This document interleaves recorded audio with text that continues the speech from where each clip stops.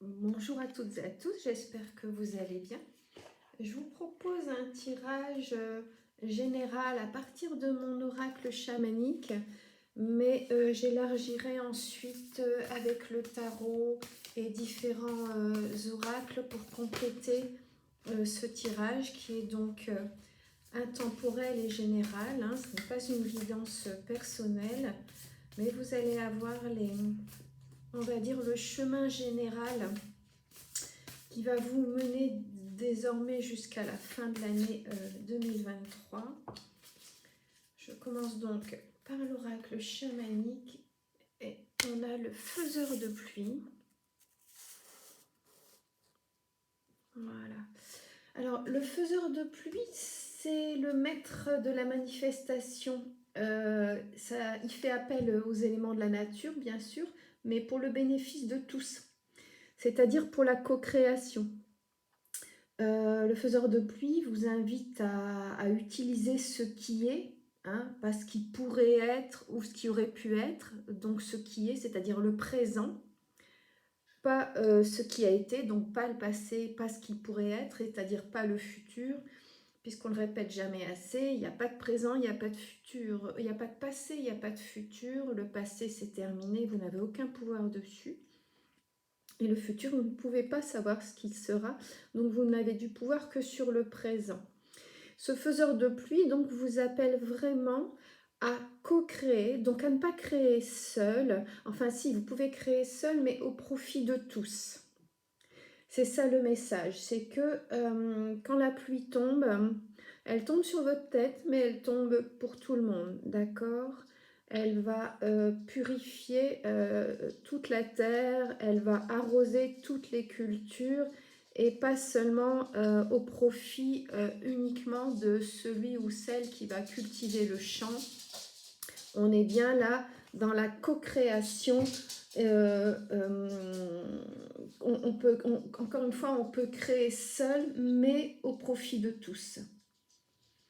Ce faiseur de pluie vous indique que ce que vous avez semé depuis de nombreuses années, c'est en train de germer tout en douceur, tout doucement dans votre cœur, et ça va éclore, ça va éclater, que vous êtes sur le bon chemin pour recevoir la lumière donc dans votre corps, la lumière du soleil, d'accord, après la pluie, le soleil. Il vous invite à ne pas vous retenir, hein, et à mettre tous vos jetons, je dirais, sur le prochain lancer, hein, ce qui est en train d'arriver.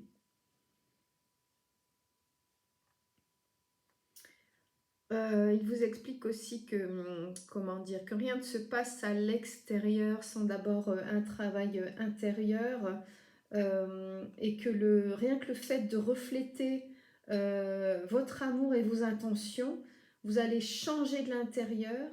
Et si vous ne faites pas ça, donc encore une fois personnellement et égoïstement, vous aurez très rapidement des réactions et des résultats extérieurs à vous et qui seront donc partagés pour tous.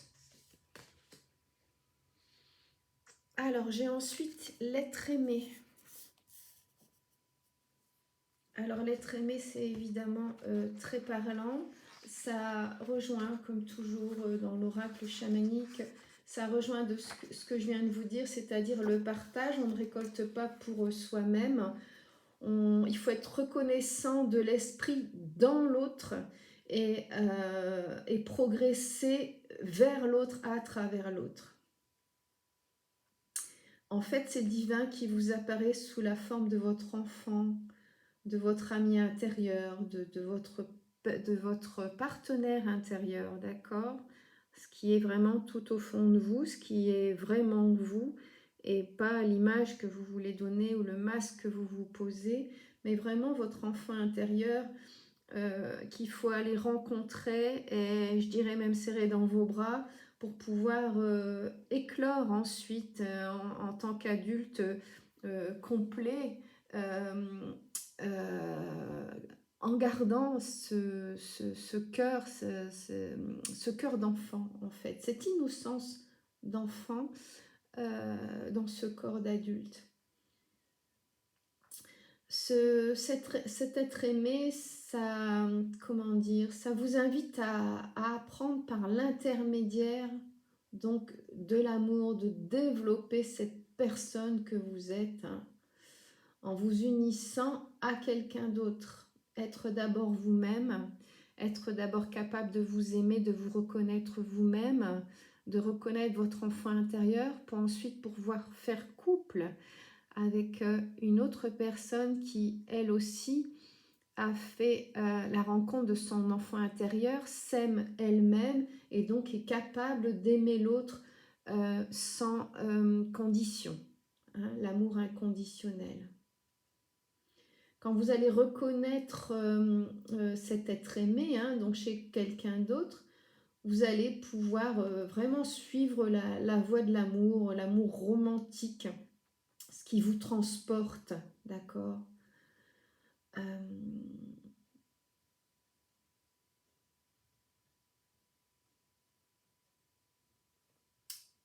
Comment dire, cette carte, elle vous pousse à ne pas chercher à combler vos projections que vous avez pu faire, c'est-à-dire ah, moi je veux une personne comme ça, qui va m'apporter ça, qui aimera ça, qui n'aura pas tel défaut, qui aura telle qualité. Ça ne peut pas fonctionner.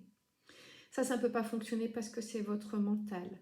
Donc cette carte vous invite à vraiment en fait écouter votre cœur et pas votre mental. Et là vous rencontrerez vraiment l'être aimé, la personne qui vous convient et à qui vous allez convenir évidemment, puisqu'encore une fois on en vient au faiseur de pluie qui explique bien qu'on ne sème pas, du verbe semer cette fois, pour soi seul.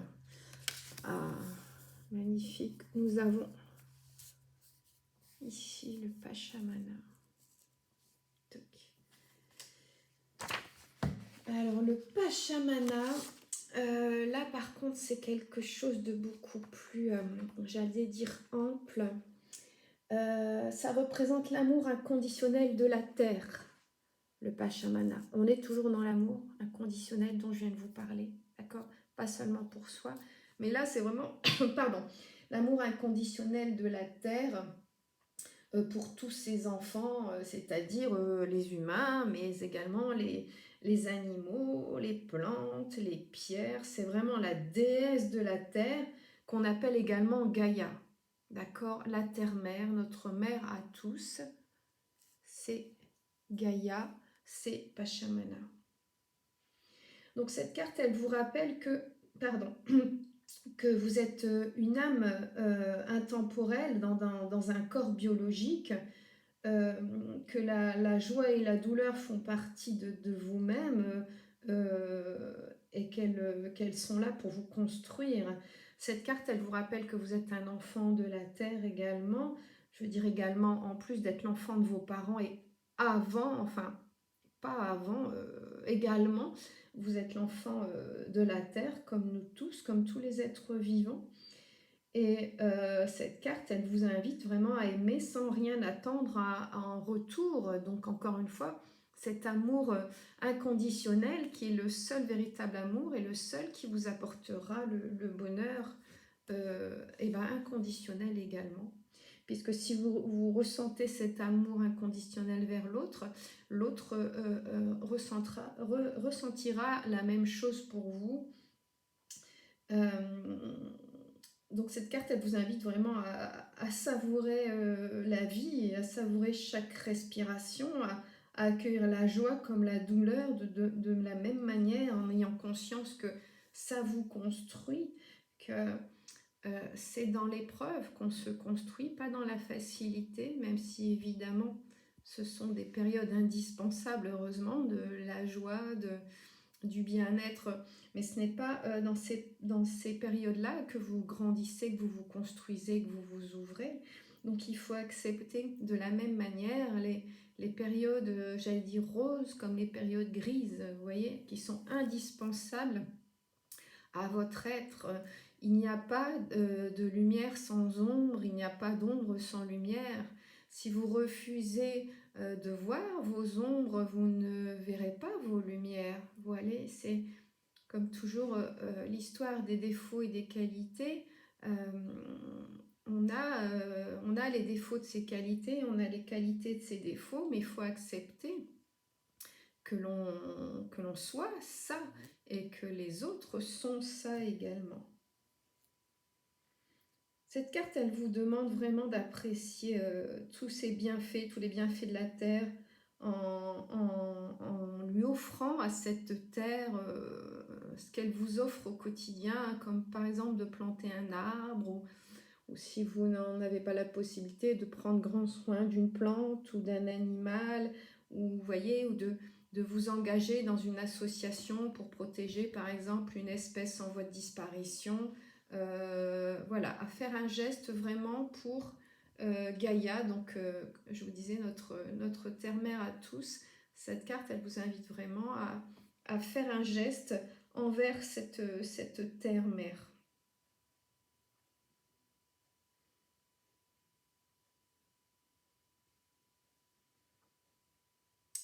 Alors, je me demande ce que je vais pouvoir ensuite...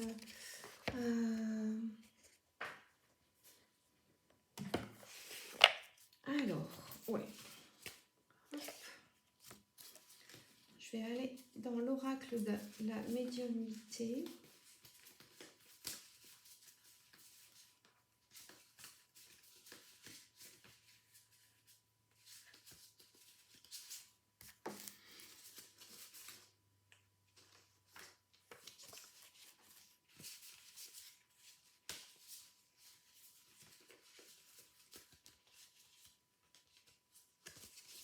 Je tombe sur une très jolie carte également qui est d'entraîner sa patience. C'est aussi lié à la nature. Alors entraînez votre patience d'abord vis-à-vis de vous-même.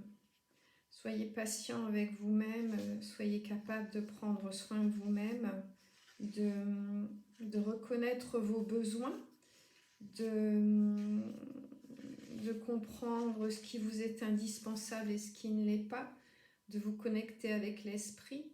Et là, il faut un entraînement, j'allais dire permanent, hein, un peu comme dans le sport. Pour construire un esprit sain, il faut cultiver vos dons. Et pour cultiver ces dons, il faut l'introspection, il faut un peu de solitude bénéfique, il faut savoir se retirer, entre autres dans la nature, pour pouvoir découvrir les dons que chacun de nous avons, et ces dons qui ont tendance à s'effacer, on les oublie parce qu'on est pris dans le tumulte de la vie, parce qu'il y a une éducation qui nous a menés vers autre chose, qu'on a cru plus urgent, qu'on a cru plus indispensable et plus vital. Il faut prendre le temps pour construire un esprit sain, je dirais autant que pour construire un corps musclé. Vous allez passer par la frustration, pardon, c'est tout à fait normal, mais par la frustration, vous allez apprendre la patience. C'est important de comprendre qu'il s'agit du travail de toute une vie, qu'il faut vraiment être patient sans avoir l'impression d'être coincé, d'être bloqué. Les choses avancent, et encore une fois, elles avancent dans les moments les plus difficiles de votre vie, même si évidemment ce n'est pas à ce moment-là que vous en prenez conscience, hein. Quand ça va mal, on n'est évidemment pas en état de se rendre compte qu'on est en train de grandir, de mûrir, de s'éveiller et d'aller vers la lumière. On s'en rend compte ensuite. Alors ça peut prendre des semaines, des mois ou des années selon ce qu'on est en train de traverser.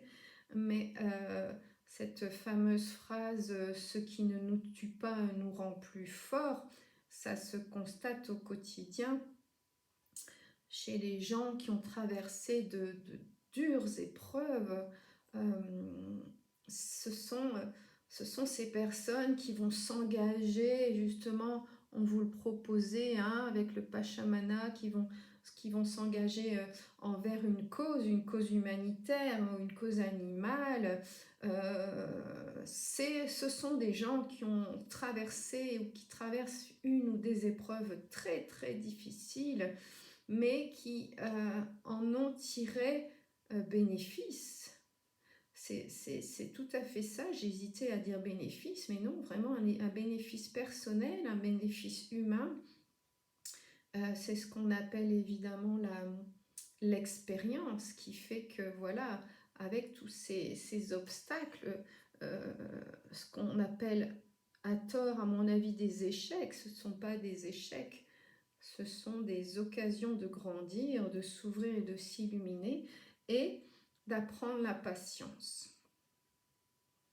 Parce que, épreuve après épreuve, si on prend le temps de se poser, de s'introvertir, on se rend compte que dans l'épreuve, si on laisse exploser uniquement sa colère, on se fait du mal à soi. Si on écoute sa haine, on se fait du mal à soi. Si on n'est que dans la révolte, on se fait du mal à soi. Donc il est inévitable de passer par ce genre de ressenti, mais ils doivent être passagers. Ils doivent être passagers et comme on voit sur cette carte, pierre après pierre, galet sur galet, les épaisseurs s'ajoutent, ce qui ne veut pas dire qu'on se forme une carapace pour ne plus être touché. Non, c'est qu'on devient capable de traverser des épreuves en étant moins ébranlé, en étant moins secoué. On devient de plus en plus fort et on devient capable, après s'être aidé soi, on devient capable de s'ouvrir aux autres et de, comme je vous disais, de se donner à une nouvelle activité et pourquoi pas à se consacrer à une cause, quelle qu'elle soit, mais une autre cause que soi-même, que son propre bénéfice, que ses propres revenus, que son propre confort matériel, qui, dans ces moments-là, sont bien futiles. Quand vous traversez une épreuve comme perdre quelqu'un de très proche, la taille de votre téléviseur ne vous soulage absolument pas. La puissance de votre voiture ne vous est d'aucun réconfort. C'est dans ce moment-là que l'humain prend toute sa place. Et toute la place devrait être prise par l'humain. Ce qui est hélas de moins en moins le cas dans notre monde où je pense à l'intelligence artificielle qui est en train de prendre la place de l'humain dans beaucoup de choses.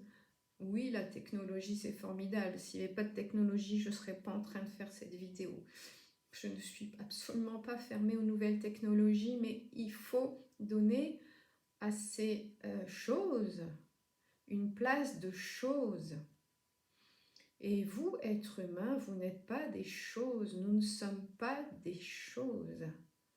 Nous avons tous notre place sur cette terre-mère qui est Pachama, qui est Gaïa. Nous avons tous une place importante et unique qui ne doit pas être encombrée par les choses. Les choses n'ont pas de vie, ne viennent pas de cette terre-mère qui est Gaïa. Les choses ne sont pas nos enfants, ne sont pas nos parents, ne sont pas le sang qui coule dans nos veines, ne nous nourrissent pas. Ces choses nous aident à nous déplacer, par exemple, nous divertir ou accélérer, c'est bien le problème, accélérer ce que nous voulons accomplir dans notre vie. Mais ces choses qui accélèrent ce que nous voulons accomplir dans notre vie, c'est l'accomplissement de choses matérielles, justement. pour s'accomplir soi, pour accomplir un être humain, il n'y a que la patience. La patience et l'amour. Vous voyez, vous avez les deux cartes là, l'une au-dessus de l'autre. Quand vous avez ça en vous, ça en priorité,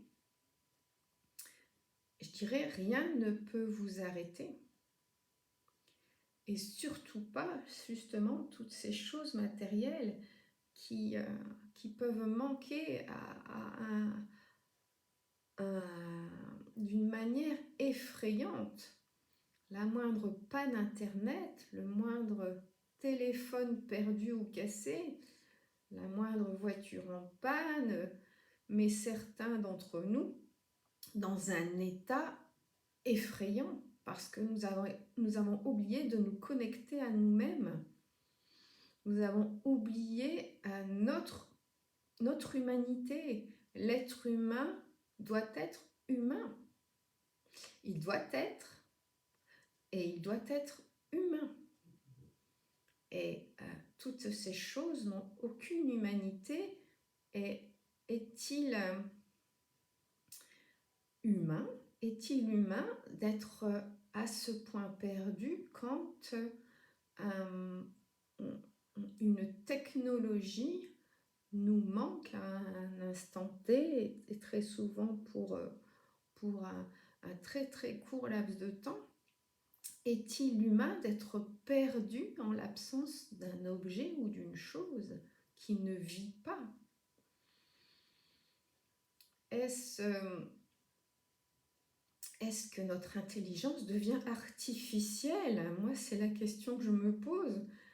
Acceptons-nous que notre intelligence devienne artificielle, que notre cœur, que notre humanité devienne artificielle? Je vous invite à apprendre le Reiki, à pratiquer le yoga ou à faire un voyage sacré, un vrai voyage ou même un voyage chamanique, vous voyez, c'est-à-dire un voyage chamanique, il n'y a pas besoin de prendre l'avion, quoi. Il suffit de rencontrer un chaman et de faire un voyage, par exemple avec les tambours chamaniques, et de vous reconnecter vraiment à votre humanité, à votre profondeur. C'est ce que ces cartes vous invitent à faire, vous voyez. Je ne les ai pas choisies, hein. Elles sont venues seules. Et alors, je vais voir s'il y a quelque chose d'autre qui m'est proposé.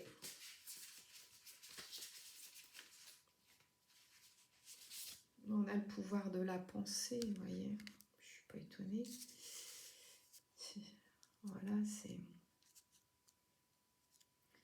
Je dirais que la carte est arrivée après mon analyse. Voilà, c'est ce que j'étais en train de vous dire. Avons-nous envie de devenir des intelligences artificielles? Avons-nous envie que notre haute technologie pense à notre place, échange à notre place, décide à notre place, dirige jusqu'à nos pensées? Écoutez, je vous invite, moi, à vous pencher là-dessus. J'espère que ça vous aura porté. Moi, j'ai trouvé que c'était un tirage très humain. Je ne suis pas étonnée avec l'oracle chamanique qu'on en soit arrivé à ça. Et j'espère que ça vous aura touché autant que moi. Je vous embrasse. Je vous dis à bientôt.